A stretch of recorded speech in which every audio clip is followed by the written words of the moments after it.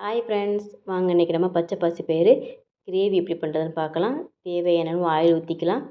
ஒரு ஸ்பூன் சீரகம், ஒரு பெரிய வெங்காயம் கட் பண்ணி வச்சுருக்கேன், அதையும் இது கூட ஆட் பண்ணிக்கலாம். ஆட் பண்ணி வதக்கி விட்டுடுங்க. ஒரு பச்சை மிளகாய் எடுத்துருக்கேன், அதை இது கூட ஆட் பண்ணிக்கிறேன்.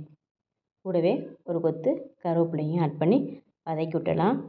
1.5 டேபிள் ஸ்பூன் இஞ்சி பூண்டு பேஸ்ட்டு, அதை இது கூட ஆட் பண்ணிக்கிறேன்.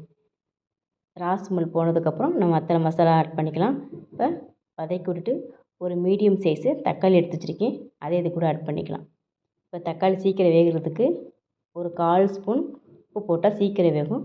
ஒரு 1/4 ஸ்பூன் உப்பு போட்டுக்கலாம். உப்பு போட்டு மிக்ஸ் பண்ணிவிட்டு ஒரு மூடி வச்சு மூடிடலாம். நல்லா வேகட்டும். நம்ம அதுக்கப்புறம் மசாலா ஆட் பண்ணலாம். இப்போ ஒரு ஸ்பூன் மஞ்சள் தூள்,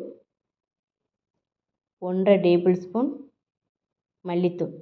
மல்லித்தூள் அதிகம் போட வேண்டாம், கம்மியாக போட்டுக்கோங்க. இப்போ 1.5 டேபிள் ஸ்பூன் போதுமானது.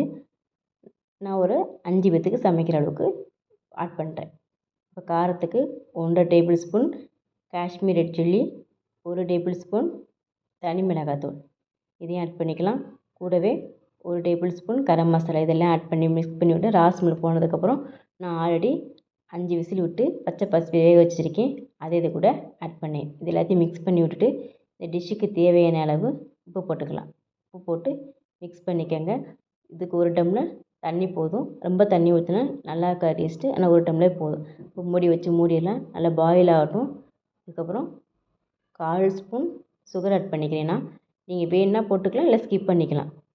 நான் ஒரு உள்ளங்கையில் கொஞ்சமாக மேத்தி இலை எடுத்து க்ரஷ் பண்ணி ஆட் பண்ணிக்கிறேன். மேத்தி இலை போட்டோம்னா கொஞ்சம் ஃப்ளேவர் நல்லாயிருக்கும், அதனால் நான் மேத்தி இலை ஆட் பண்ணிக்கிறேன். 1 ஸ்பூன் பட்டரும் ஆட் பண்ணிக்கிறேன். பட்ரு போட்டோம்னா கொஞ்சம் ரிச் லுக்காக இருக்கும், கொஞ்சம் க்ரீமியாகவும் இருக்கும், அதனால் நான் 1 ஸ்பூன் பட்டர் ஆட் பண்ணிக்கிறேன். கூடவே ஒரு கொத்து கொத்தமல்லி தழை. அவ்வளோதாங்க, டேஸ்டியான பச்சை பாசி பயிறு கிரேவி ரெடி. இது சப்பாத்தி கூட சாதத்து கூடலாம் நல்லாயிருக்கும். இந்த டிஷ் பிடிச்சிருந்துச்சின்னா உங்கள் ஃப்ரெண்ட்ஸ் அண்ட் ஃபேமிலிக்கு ஷேர் பண்ணுங்கள். பாய், தேங்க்யூ.